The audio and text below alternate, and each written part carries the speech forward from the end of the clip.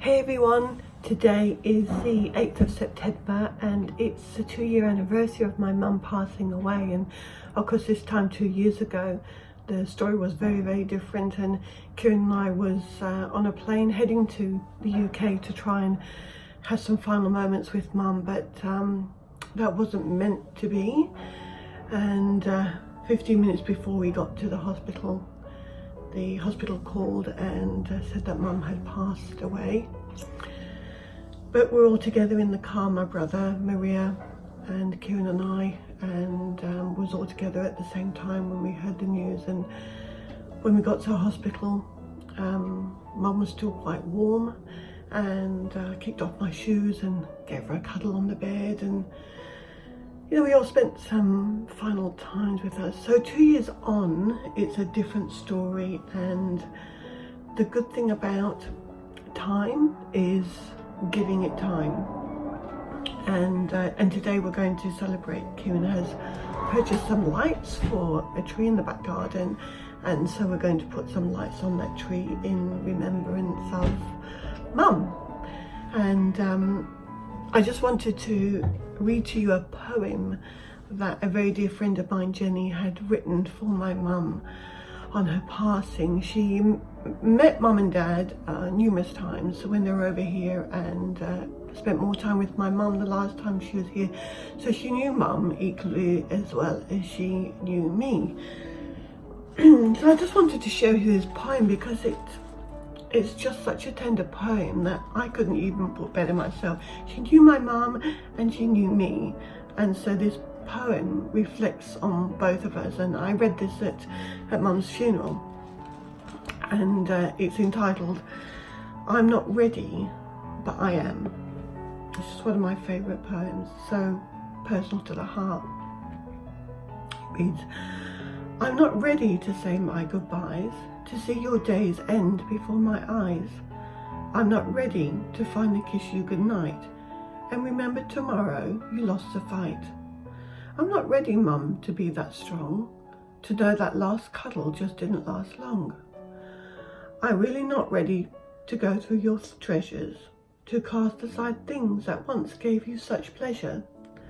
I'm just not ready to be all alone, to know you're no longer at the end of my phone.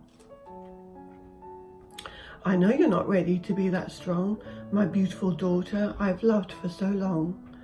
I know you're not ready to kiss me goodbye, but my body is weary, I need to close my eyes. And you know that last cuddle, the warmth of your touch, really did mean so very much.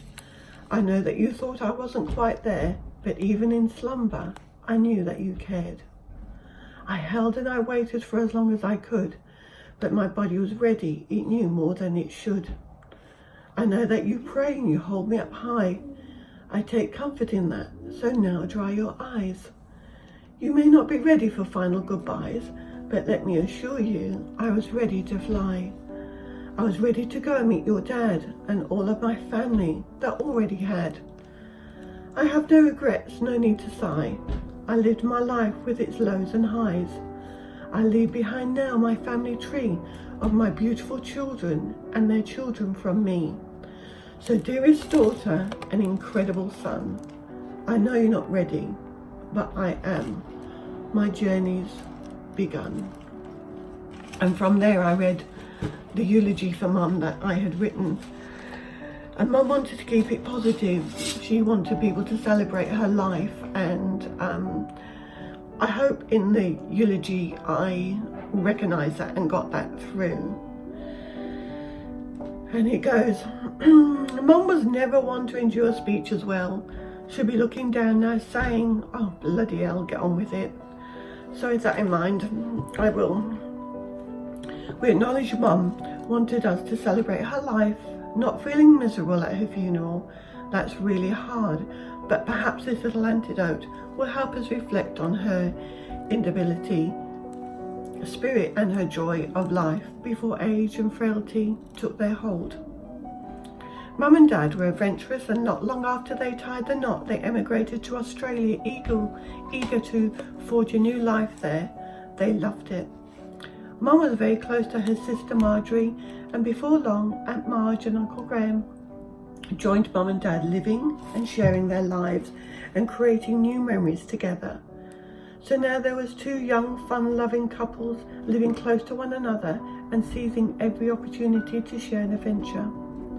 Uncle Graham had a motorbike he was keen to sell, and Dad was keen to see himself on it. Picture the scene.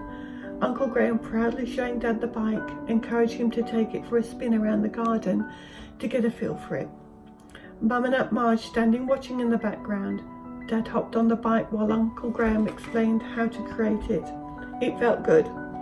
The sun beat down in its glory, making the garden a pleasant, peaceful place.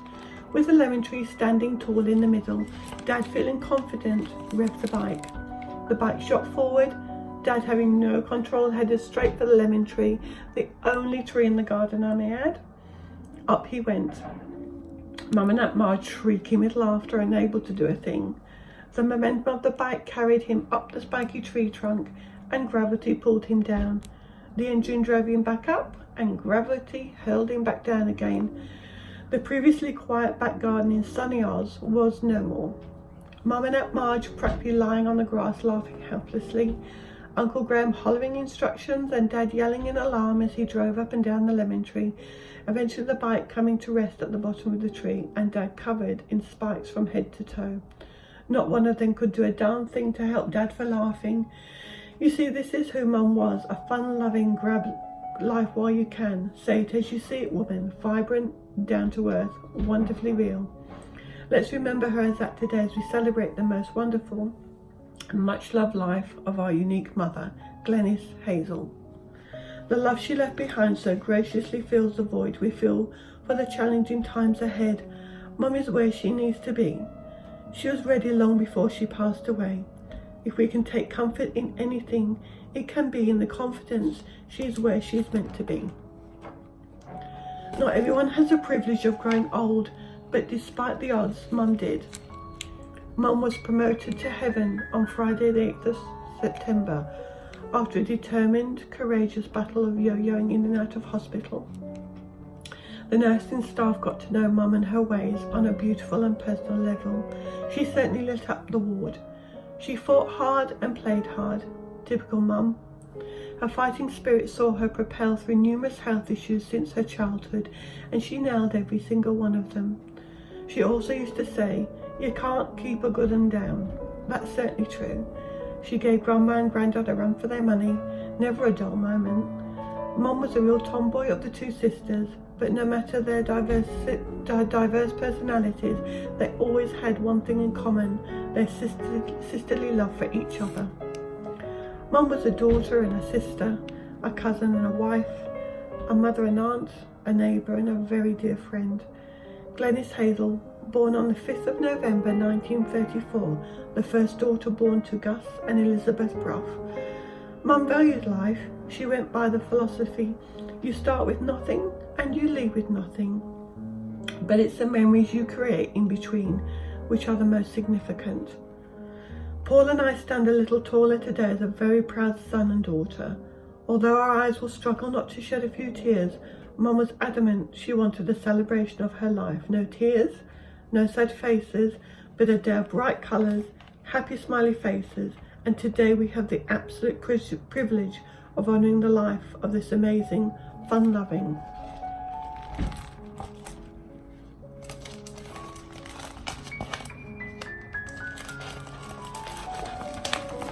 strong woman who dealt with everything in life despite the adversities. We thank God for a beautiful soul who took time to sow into our lives with love, laughter, compassion, and a jolly good hiding when needed. Anyone who had the privilege of knowing Mum knew she was as true and straightforward as they come. No mixing her words, she said things as they were. A few things we can take from this beautiful soul is this: be strong, be brave, be truthful. Always drink tea, lots of tea. And if you're going to have a sense of humour, then have a wicked one. Sweet dreams, Mum. It still makes me feel very vulnerable, you know, reading the poem and the eulogy for Mum. But I'm going to show you now, because we want it to be a positive day. I'm going to show you what Kieran's doing. Yes, it's me. visualise this.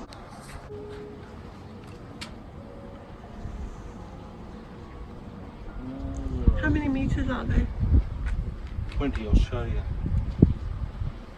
Just for fun. He was just trimming up the tree so we can put Mum's lights on there. I thought so. She's almost camouflaging the tree. But there is a sweet face of Cassie. Hey Cassie. Hey girlie. Hang on. For Mum? Come on. Shall I start here? Yeah. And just slowly wrap it around, love.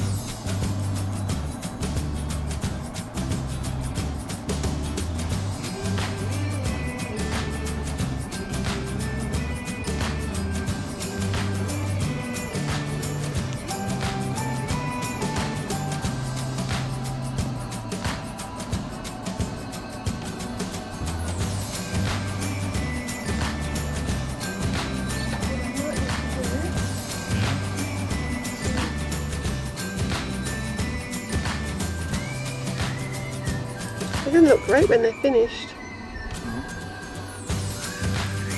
What? Okay, where's my glass of wine? Yeah. Thank you. Yeah. To Mum. Ching ching. Ching ching.